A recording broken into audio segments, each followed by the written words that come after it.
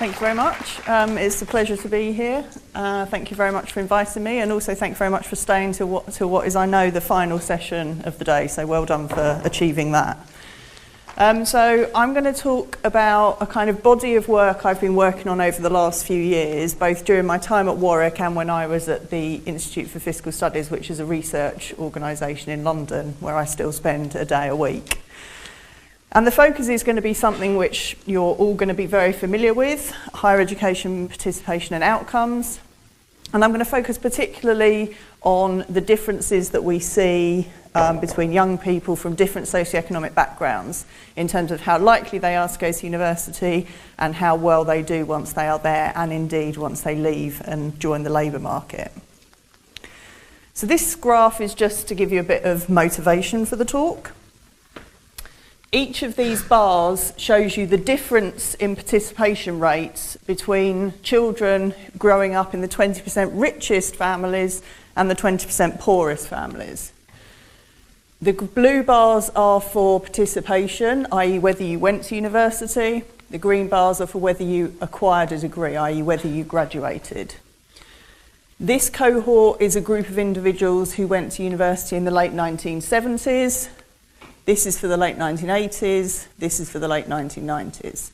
So you can see that there are substantial differences in the likelihood of going to university and getting a degree between those from the richest and poorest families. You can also see that this gap has been increasing over time, so about by 20 percentage points overall. Now, of course, that takes us up to the end of the 1990s, but we know that there's been a substantial amount happening in this area since then. So, for example, higher education participation has continued to rise quite substantially. We know that the fees and student support arrangements have changed dramatically with the introduction and subsequent increases in tuition fees. And actually, what you may not realise is that some socioeconomic differences in earlier measures of attainment in the school system have actually been falling. So this graph just briefly illustrates this point. It shows you the proportion of children who are eligible for free school meals, which is a proxy for kind of low family income in the UK, who achieve this benchmark level of 5 A star to C grades at GCSE. It also shows you the proportion of children who are not eligible for free school meals who get this benchmark, shows you how it's changed over time, and this red line plots the difference between those eligible for free school meals and those not. So you can see that this line has been falling quite substantially. The gap between the poorest children and the rest has been falling. So there, the attainment gap has been falling, and this is at age 16. So what might all this mean in terms of higher education? Well, of course, we know there have been substantial concerns that the rise in tuition fees would put off those from poorer backgrounds from going to university, although to date it doesn't look like that's had a dramatic effect. But if it had, then we might be concerned that this would increase the socioeconomic inequalities in higher education. We know as well that how well young people do earlier in the education system, at school and college, also plays a big role in terms of how likely they are to go to university. So that figure we saw of the reducing gaps earlier in the school system may also signal that the gaps may have been falling in university as well. I also told you, and you probably know, that the participation rates have been increasing over time. So more and more young people are going to university. Now, how well they do once they're there is obviously just as important as whether they go. You may know that returns to education in the UK are associated with qualifications rather than years of schooling. So you may not see much of a return if you come to university but do not go on to complete your degree. So all of these things may have different effects on how likely people are to go to university, and indeed how well they're likely to do once they're there. So this is just to kind of set up the fact that this is all an empirical question, which I'll try and tell you a little bit about this afternoon. So What I'm going to do is I'm going to show you some of the differences that there are in both participation and then 3 outcomes once people get to university, whether they drop out, whether they complete their degree, and what degree class they get. I'm also going to show you how much of these differences we think we can account for using earlier measures of attainment. So the question there is not about trying to isolate a causal effect of socioeconomic background on participation, conditional on all these other things, because of course we know very well that socioeconomic background is going to have affected these earlier measures of attainment. The goal here is simply to try and understand when the gaps emerge, how early do these differences emerge, and at what points in the system might we be most likely to be able to successfully intervene if we're interested in reducing these gaps. I'm also going to compare results, which I'll focus mostly on today, about differences by socioeconomic background, with some differences, particularly in how well people do once they're at university in terms of the schools they came from. And there are some quite interesting differences there. And I'll also try to comment as I go along about what policy implications we might try to draw from these results. So I won't tell you too much about the data, but it's administrative data from the UK, and it essentially allows us to follow the population of pupils attending schools in England through to any university in the UK. So it's a population of people at university in the UK, a population of pupils at schools in England. So linking the two together effectively allows us to follow people from school in England at age 11 right the way through to the end of their degree if they go in the UK. If I've got time, I'll also tell you about some labour market analysis we've done, and that uses what you will all be asked to fill in when you leave university, wherever you go, which is called the destination of leavers from higher education. And that's designed to be a census of people graduating from university in a particular year, and it asks you about what you're doing 6 months after you leave university. So the kind of key measure of interest in our study is, of course, this measure of socioeconomic background. Now, the administrative data is fantastic in many respects because it gives us really rich information on people's attainment at 11, 16 and 18. But what it's not so good at doing is differentiating people on the basis of socioeconomic background. So what we have is this measure I mentioned to you before, whether you are eligible for free school meals, which is about 15% of the school population in England. So it allows us to distinguish those towards the bottom of the distribution versus the rest. But what it doesn't allow us to do is differentiate people in the middle and the top, for example. So what we do to try and get round this is make use of the fact that we observe people's postcode. So we know to a great degree of accuracy where they live. And what we do is merge in information about those very local neighbourhoods where people live. And we combine that with this measure of free school meal eligibility to try and create an index of socioeconomic background, just to try and allow us to split people into 5 groups on the basis of their socioeconomic background. Now, obviously, this isn't going to be perfect, but we've done some tests comparing this to survey measures of socioeconomic background, and it seems to perform reasonably well. Now, most of what I'm going to talk to you about today is going to focus on state school students, at least in terms of participation. So I'll split state school students in England into 5 groups on the basis of their socioeconomic background. When I talk to you about private school students, I'm just going to add those to the top group. So that top group is just going to become a bit bigger just to show what difference adding private school students into the analysis does. I'm also going to show you some school results, and there I'm going to be splitting schools into, or pupils into the type of school they attend on the basis of this percentage of pupils achieving 5 A-star to C grades.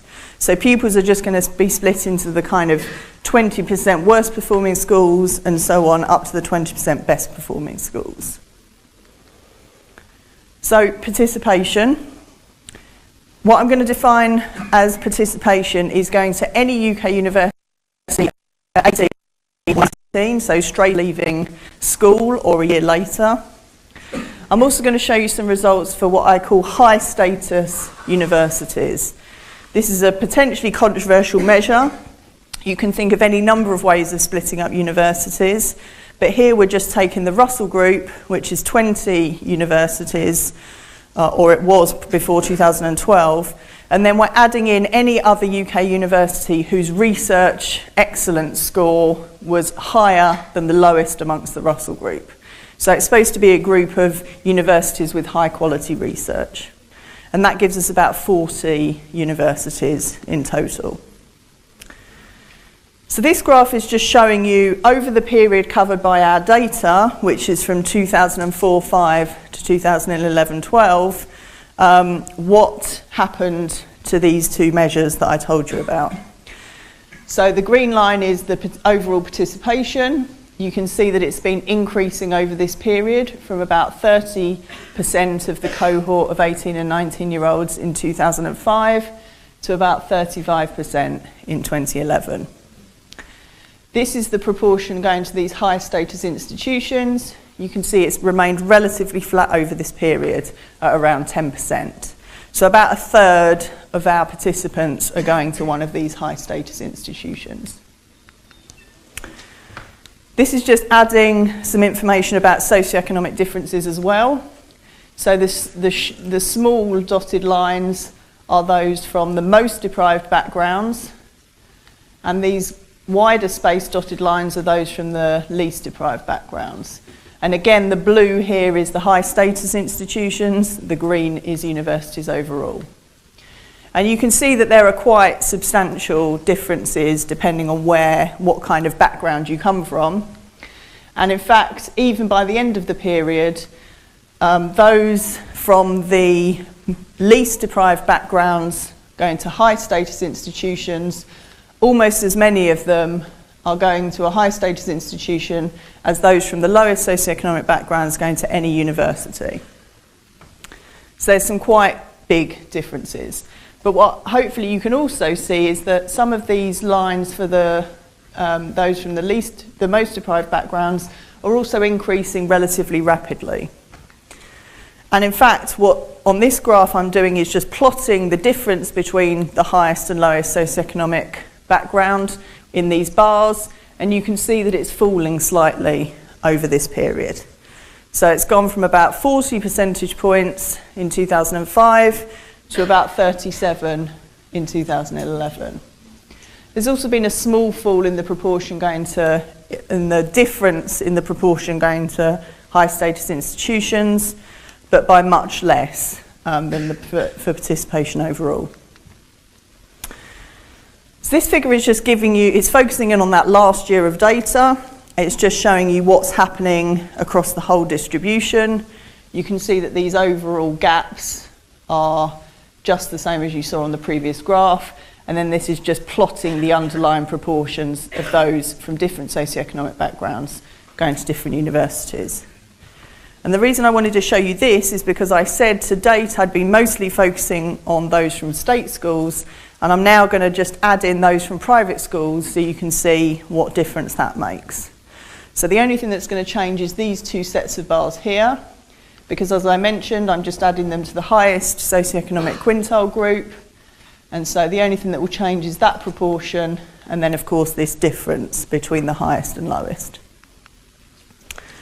So you can see what happened when I switched the slide was just that these two bars jumped up by about 5 percentage points in terms of participation overall, and actually about 7 percentage points in terms of the proportion going to high status institutions. So that's just designed to give you a sense that even amongst the highest socioeconomic, even amongst the state school students from the highest socioeconomic backgrounds, the proportion going to university is still rather less than the proportion of private school students who are going to university, and particularly to high status institutions.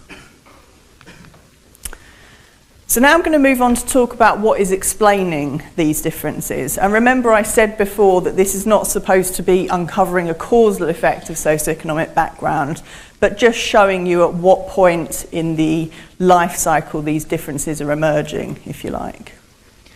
So this first set of bars is just reproducing the difference in participation rates between the highest and lowest socioeconomic backgrounds that we've seen in the previous graphs. And then as we move across the figure, we're just adding in more and more controls, mainly in chronological order. So the second set of bars is adding in a limited set of individual characteristics, how well you did in tests at the end of primary school, and some information about your school at age 11. So this is all kind of information we know about you by the time you reach the age of 11. And you can see that it's leading to a fall in the remaining unexplained differences by socioeconomic background. So what's happening to you by the end of primary school is reasonably predictive of how likely you are to go to university, and indeed of the socioeconomic gaps therein.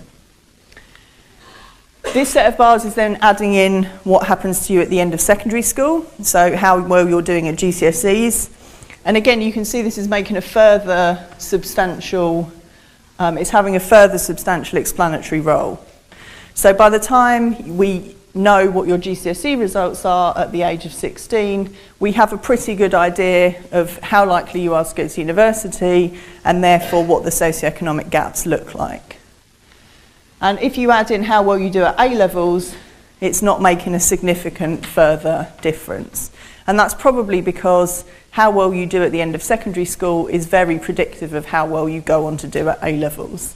So those two are reasonably highly correlated and not helping to explain the socioeconomic difference much further.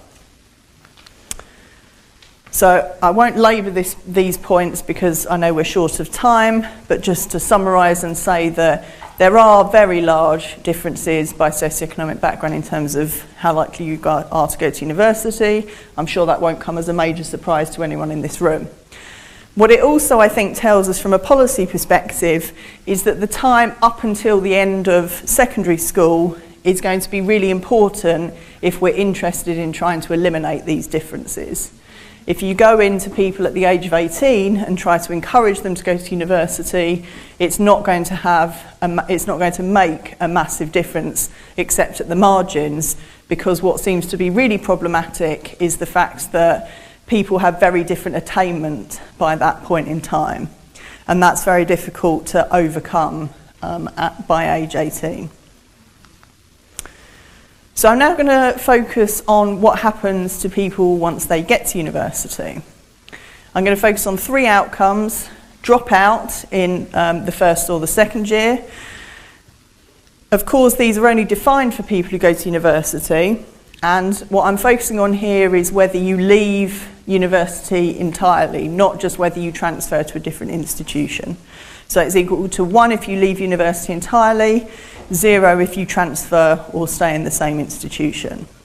And about 10% of people drop out of university on this measure. In terms of degree completion and degree class, I'm going to focus in on a slightly narrower set of students. So I'm going to allow people up to 5 years to complete their degree, which should be fine for most people in the UK who are doing their degrees full-time. So I'm focusing on full-time students only. I'm also focusing on non-medics, because often medics don't get awarded a degree class. They can also take longer than 5 years to complete their degree. So here I'm focusing on full-time first degree students in a non-medical subject. About 80% of those people complete their degree within 5 years, and about 2/3 of those who complete their degrees get a first or a 2-1. So this is just giving you a flavour of the overall picture of these socioeconomic differences.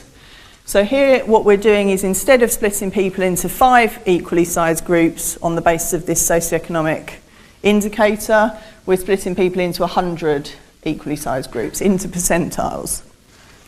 So it's richest on the left, poorest on the right, because our measure is a measure of socioeconomic disadvantage. And the green lines show you the proportion of people in each group who drop out of university. The blue lines show you those who complete their degree, and the yellow lines show you the proportion who get a first or a 2-1. Now you can see that the relationships are approximately monotonic. You can also see that the gaps are much less stark than they were for participation overall, which is probably not surprising. This is the selected group of people who go to university. But you can still see that there are quite big socioeconomic differences. So though the richest 1%, about 7% drop out, compared to over 20% of those from the poorest 1%. The richest 1%, over 80% complete their degree, compared to under 60% of those from the poorest 1%. Similarly, nearly 70% get a first or a 2-1 in the richest 1%, compared to under 40% in the poorest 1%. So I'm now going to show you exactly the same thing as I showed before for participation, but this time focusing on these 3 outcomes. So this shows you the raw differences. So we've gone back to comparing the 20% richest and the 20% poorest. So the richest are about 8.4 percentage points less likely to drop out, 13 percentage points more likely to complete their degree, 23 percentage points more likely to get a first or a 2-1. And we're going along adding successively more and more characteristics. So we can see again what we know about you by the age of 11 is helping to explain a reasonable amount, at least, of the degree class results. What we know about you in terms of attainment before you come to university is making a bit of a difference, but not as much as we saw in the case of participation. And then this final column here is additionally accounting for where you go to university and what subject you study. So it's adding course fixed effects, effectively. And what that is doing is saying, even if you look at the course, how big are the socioeconomic differences in terms of these outcomes. And you can see they're approximately the same as if we don't have these fixed effects. And what that's telling us is it's not because students from different socioeconomic backgrounds go to different universities or study different subjects that have different outcomes. Even when you compare people at the same university on the same course, you still see these gradients in terms of how likely people are to drop out, how well they go on to do. So I said I was going to show you some results which focused, instead of socioeconomic background, on what happens if you look at gaps by school performance. So in the next slide, I'm going to flick to something which is exactly the same as this figure, but instead of comparing people from the 20% richest and poorest backgrounds, I'm going to compare people from the 20% highest performing schools and the 20% lowest performing schools. And this is what you get. So you can see that the raw differences, they're approximately similar. People from the 20% best performing schools are less likely to drop out, more likely to complete their degree, more likely to get a first or a 2-1. Accounting for these measures up to the age of 11 is making quite a big difference here, much bigger than was the case for socioeconomic background. And what that's telling you is that selection into different types of schools by different types of individuals is a really important part of explaining why people from very good schools tend to outperform those from very poor schools. But of course, the interesting thing happens once you add in these Key Stage 4 results as well. So this is how well you do in your GCSEs. And once we control for this, you can see that the relationships have reversed. So now, conditional on what we know about you to age 11 and how well you do in your GCSEs, those from the best performing schools are now more likely to drop out, less likely to complete their degree, and less likely to get a first or a 2-1 than those from the worst performing schools. And you can see that again, controlling for A-level attainment and course fixed effects does not make a big difference to these results. So what on earth is going on? Why is this so different to what we saw in terms of socioeconomic background? Well, we don't definitively know the answer, but my hypothesis would be that people with the same grades from different qualities of school, if you like, have different unobserved characteristics. So you've probably had to work perhaps harder if you come from a very bad school to get the grades that you need to get into university. Whereas perhaps if you've gone to a good school, you've received a lot of support along the way, you've managed to fulfill your potential. Whereas perhaps if you've gone to a bad school, you've still got more unobserved ability or potential to give. So basically, if you compare people with the same grades from different types of schools, those grades are not giving you the same information about people's underlying potential to do well, if you like. So what does that mean? Well, it means, I think, that we've seen quite different results in terms of socioeconomic background and school performance. Even once we control for these factors, we're still seeing those from the lower socioeconomic backgrounds more likely to drop out, less likely to complete their degree, less likely to get a first or a 2-1, even after we've compared people with the same prior attainment and characteristics. But that's not the case when it comes to looking by school performance. As you just saw on the graph, those from the highest performing schools are now more likely to drop out, less likely to complete their degree, less likely to get a first or a 2-1. So what might be the potential policy implications of these results? Well, number one, I guess it's important to say that how well people are doing at school is still playing an important role in understanding how well people are doing once they get to university. So anything that reduces the socioeconomic gaps earlier in the school system is probably also going to help at university as well. But as I said, these school results perhaps suggest that those from different types of school have different underlying potentials to do well at university. And perhaps universities may want to account for that when making their entry offers. So if they were to allow people from slightly worse performing schools to come in with slightly lower grades, perhaps they would equalise people's potential to do well. Now, if they were to do that, and doing that is what is known as contextualised admissions, which you may all have heard being discussed in the media, they're likely to get it right on average. So the results I showed you are just average results. It's not telling you for every single person from a bad school they're going to outperform every single person from a good school, but it is telling you they're likely to do so average. But as we saw, the same is not true of the individual and neighbourhood measure of socioeconomic background that I showed you. And similarly, that's not saying that nobody from a lower socioeconomic background will go on to perform someone from a higher socioeconomic background, but we don't see it being true on average.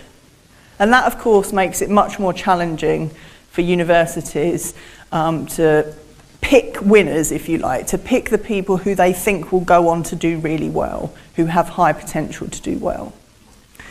Now, in the interest of time, I'm not going to go through in detail the results for labour market outcomes.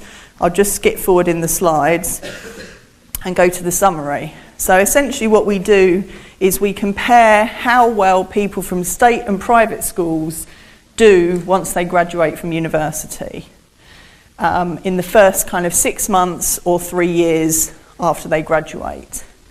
And the bottom line is that even once we compare people from the same universities with the same attainment, the same degree class, and even in the same occupations once they've left university, those from private schools still seem to be earning slightly more than those from state schools, about 6% on average.